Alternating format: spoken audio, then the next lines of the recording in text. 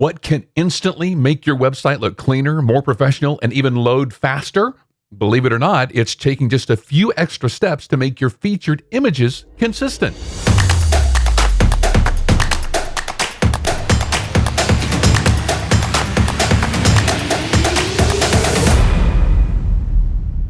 Hi, it's Jim. Welcome to Better Radio Websites, the podcast that wants to help you get more visitors and the most revenue from your radio station website.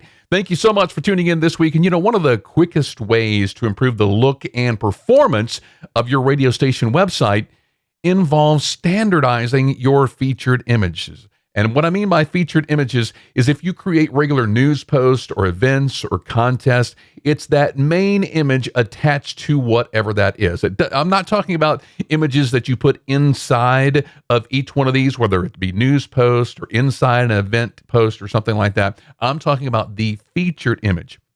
This is the image that more than likely appears on your homepage when you list out all of your posts, all of your events, and all of your contests or obituaries or whatever the big thing is that you have on your website. Now, here's why this matters.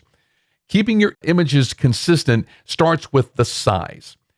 If you pay attention to the national or the worldwide websites that are professional at a professional level. Take Time, CNN, any of the major news organization websites out there, you'll notice that each one of their images on their homepage are the same dimensions. The height and width are the same. Now, in different sections, those may be different, but each section, all of the images are consistent. You're not seeing a wide image and then the next image is very tall or anything like that, and then making all of the text look weird and kind of broken. So every image on your homepage, blog, and news post should follow the same dimensions. Again, these are the featured images, and you can pick any size, 1,000 by 600, 800 by 500. Just pick one size and stick with it. And this is very, very difficult for some of us to wrap our heads around because, we're used to uploading things to like Facebook, and Facebook, crops things and makes things different sizes, and we don't have to worry about it, right? We can upload something directly from our camera and we don't have to worry about it. Well, websites are a little bit different. You can't just upload a 4 megapixel image and expect it to be optimized and down to this 800 by 500 size automatically and that sort of thing. So really all of this has to happen before you upload it to the website. And what you do is when you make images of this size, you're avoiding that awkward cropping, and it's going to keep the layout balanced, and you're going to maintain a professional look. And this is very, very important if you want your website to look professional, because, studies have shown is that everybody, the first impression when they come to your website is really an impression that they have for your radio station, not just your website that is something totally separate.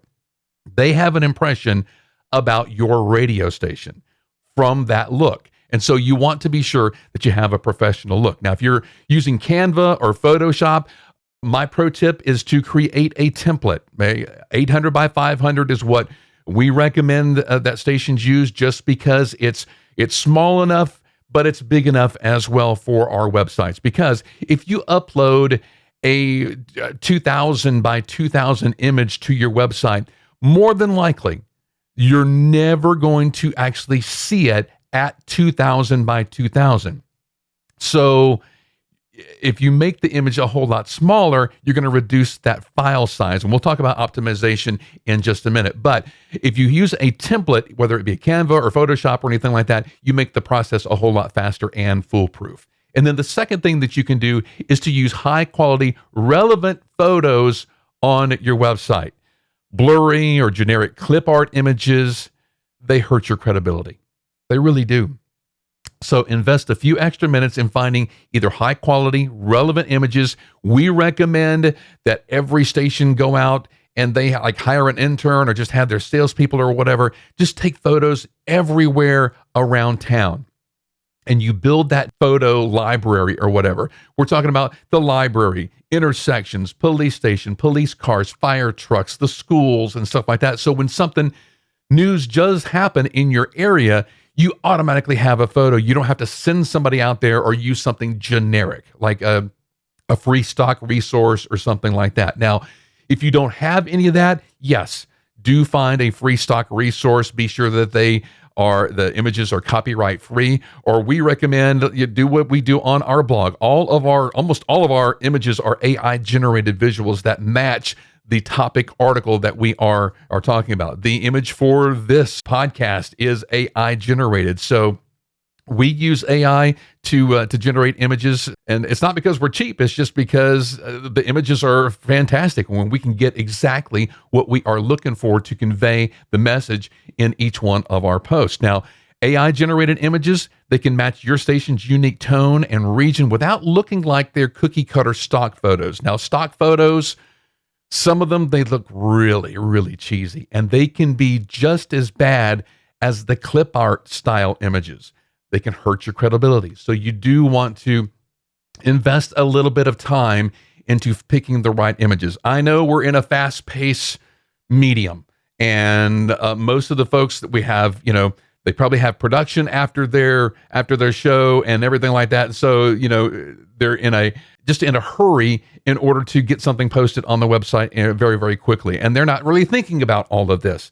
But please kind of convey that to everybody on your team, that they take a little bit of extra time into picking the right visuals to match whatever you're posting on your website. And then another crucial step is to optimize every image that you upload to the website. If it's only going to be a featured image and you've picked that size, please don't upload an image that is, like I said, 4,000 by 4,000. You will never see an image at 4,000 by 4,000 on any website unless it's the background image for the entire website. So upload for the size that you need. If your small header logo that appears up in the upper left-hand corner, it's very, very small, right? So there's no reason to upload a 1,500 by 500 image there, because your entire website is not 1,500 pixels wide. So you would never see the image at that large size. That extra file size is really just slowing down your website. So huge image files, they need to be optimized and culled down so they don't slow down your website, because a slow website frustrates your users and search engines. A slower a website is because of so many large images, the more that they push you down in search results in favor of maybe your competitor's website that loads a lot quicker. All right. So you want to be sure that you compress every image before uploading it. And there are tons of online tools out there, free ones, that you can use to ensure that your images are optimized properly. You can use the new WebP format, which is what we use whenever possible for better compression without quality loss. The WebP format is just absolutely amazing. As a matter of fact, we use WebP in our AI Content Helper Pro.